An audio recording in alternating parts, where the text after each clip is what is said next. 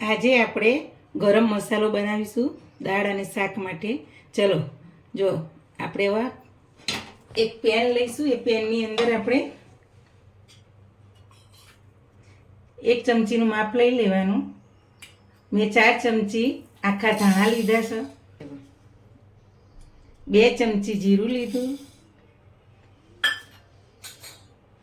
1 ચમચી આપણે લખનઉ વરિયાળી લીધી. મોટી 2 ચમચી કાળા મરી લીધા.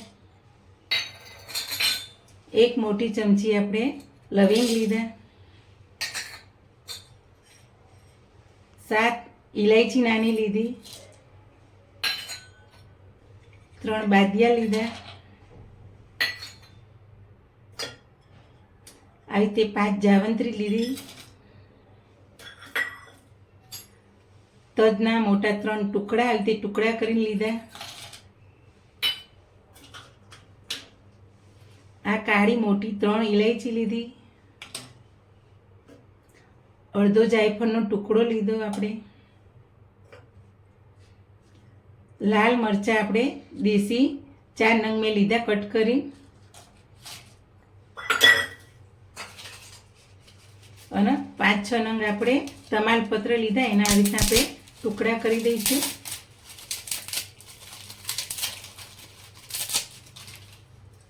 હવે આપણે ગેસ ચાલુ કરીશું.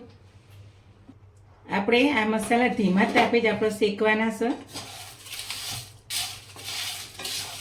2 મિનિટ સુધી આપણે આ મસાલાને આ રીતના શેકીશું.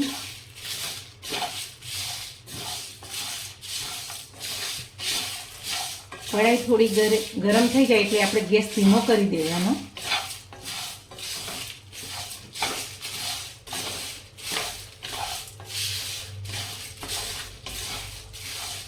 આપણે આ રીતના ગરમ મસાલો ઘરે બનાવીએ 2-3 મહિના સુધી આ મસાલો આપણે વાપરી શકીએ. એની સુગંધ પણ સારી આવે અને મસાલો દાળ શાકમાં ઘરનો બનાવેલો મસાલો સરસ આપણે વાપરી શકીએ.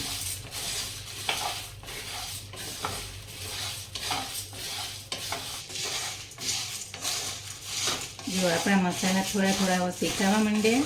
મહીથી સુગંધ આવવા માંડી. આ મસાલો આપણે ફરસાણ બનાવીએ તો પણ અંદર વાપરી શકો તમે.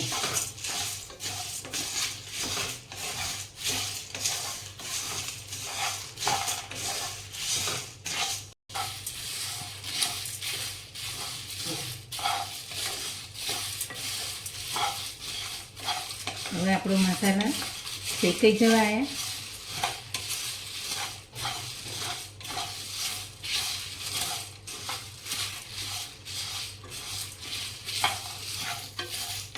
હવે આપણા મસાલા શેકાઈ ગયા. હવે ગેસ બંધ કરી દઈશું. હવે આપણે થાળીમાં ઠંડા કરી લઈશું મસાલાને.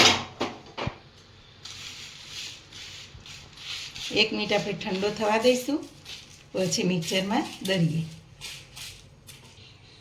હવે આપણા મસાલા જો ઠંડા થઈ ગયા. હવે આપણે મિક્સરના બાઉલમાં લઈ દળી કાઢીએ.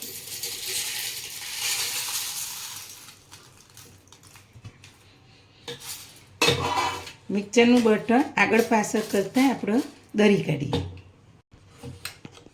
જો આપણે મસાલો દળ્યો. હવે એની અંદર પાછા આપણે બીજા મસાલા એડ કરીશું.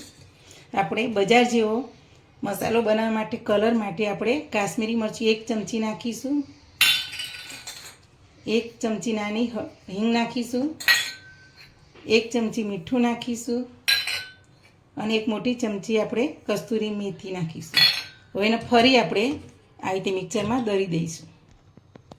જો આપણો ગરમ મસાલો તૈયાર સરસ થઈ ગયો. જો આ 3 મહિના સુધી તમે સ્ટોર કરી અને કાચની બરણીમાં રાખી શકો. અને તમે ફરસાણમાં દાળ શાકમાં આ મસાલો સહેલાઈથી વાપરી શકો. ચલો આપણે બાઉલમાં કાઢી લઈશું.